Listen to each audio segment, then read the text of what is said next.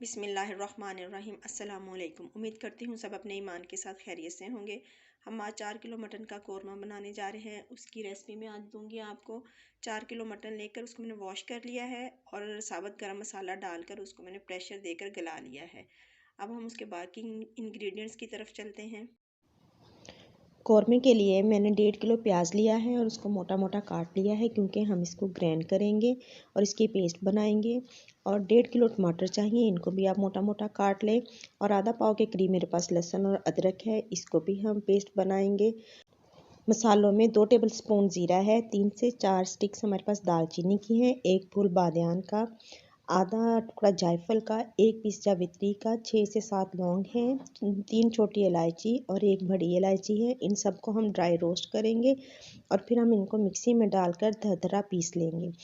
Half tea spoon हल्दी का चाहिए और 1 टेबल स्पून मुझे नमक का चाहिए। नमक मैंने मटन में डालकर भी बॉईल किया हुआ है। नमक मिर्च आप अपने टेस्ट के अकॉर्डिंग सेट कर सकते हैं। और हमें 10 से 12 सब्ज़ मिर्चें चाहिए, 4 लेमन चाहिए, 1 टेबल स्पून भर के हमें सुरख मिर्चों का चाहिए। और ये मेरे पास कौरमा मसाला है, होममेड कौरमा मसाला।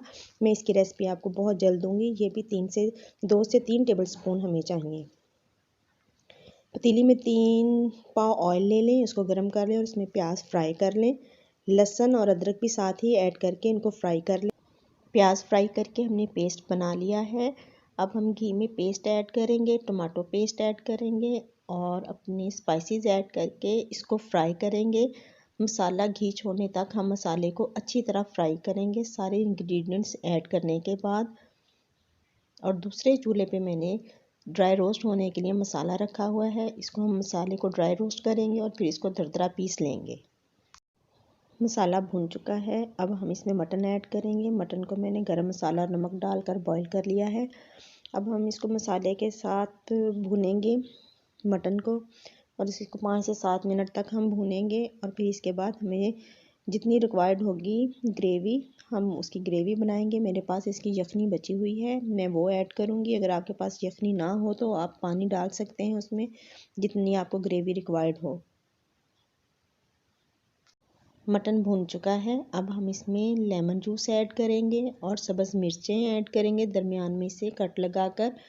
और जितनी हमको ग्रेवी रिक्वायर्ड होगी उस हिसाब से हम यखनी ऐड करेंगे। आपके पास यखनी नहीं है तो आप पानी ऐड कर सकते हैं। मेरे पास यखनी है और मैं वो ऐड करूँगी। अब हम इनको मिक्स करेंगे और जो मैंने ड्राई रोस्ट किया था मसाला, उसको दरदरा कूट लिया है, वो भी ऐड करेंगे और हम इसको थोड़ी देर के लिए पकाएंगे।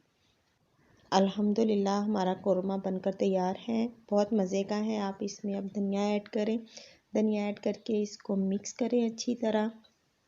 बहुत मज़े का है कौरमा।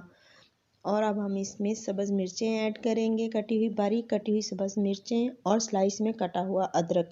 ये ऐड करने के बाद हमारा कौरमा बिल्कुल रेडी है खाने के लिए। अल्हम्दुलिल्लाह बहुत मज़े का है। आप मेरी रेसिपी को फॉलो करें और मुझे फ़ीडबैक दें।